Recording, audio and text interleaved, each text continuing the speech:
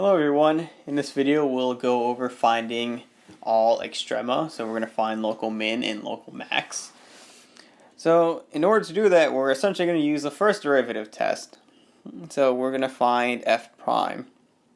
So let me actually delete this first. And now we just have to differentiate f of x. So f prime of x will be 6x squared. And that'll become 66x plus 144. Alright, so mind you that local extrema occurs when our derivative is equal to 0. So we'll set this equal to 0, and then we'll find all solutions.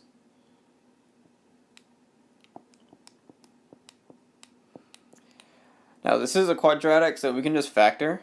We can plot a 6 of x squared.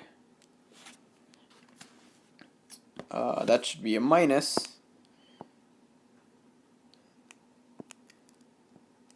So x squared minus 11x plus 24. And we can further factor that as x minus 8, x minus 3. Alright, so we can clearly see that this is equal to 0 when x equals 8 and x equals 3. So these are our critical points. Now we just have to determine whether it's a minimum or a maximum or even a saddle point. So in order to do that, we're going to start the first derivative test. So we know f prime of x is 6 times x minus 8, x minus 3. So I'll just set up a goalpost. Remember, x equals 3, x equals 8. So here we have 3, here we have 8. And what I'm going to do is that I'm just going to test values to the left of 3, to the right of 3, and to the left of 8, and to the right of 8. See the general trend of the curve. So just pick easy points, like here I'll pick 2.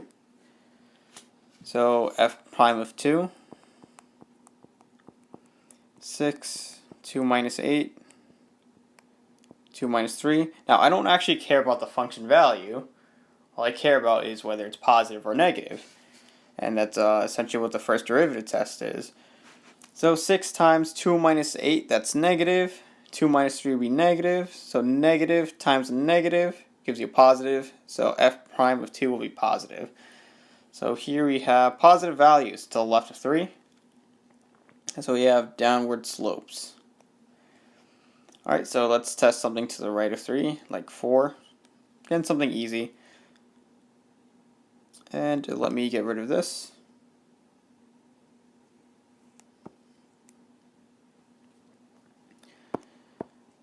So now we have to plug in 4. See what we get.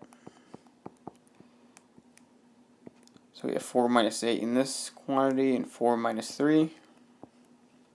Alright, so again, don't care about the function value.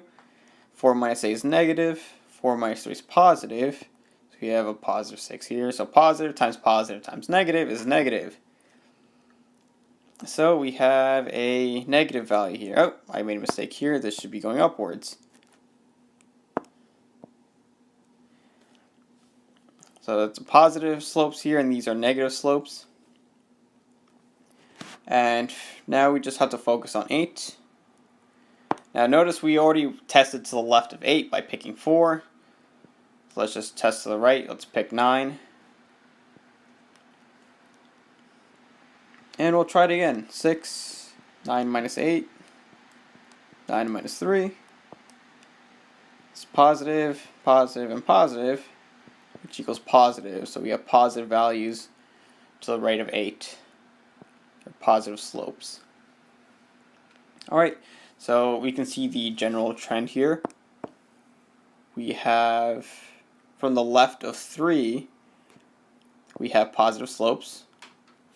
And then to the right we have a negative slope. So essentially we have this general shape So you can clearly tell that at x equals 3 we have a maximum. And then if you look around 8, we have, again, negative slopes. This whole thing is negative. And to make this a little more clear, draw a negative there. To the left of 8 we have down, and to the right we have up. So we have a max at x equals 8. Or I'm sorry, we have a minimum at x equals 8.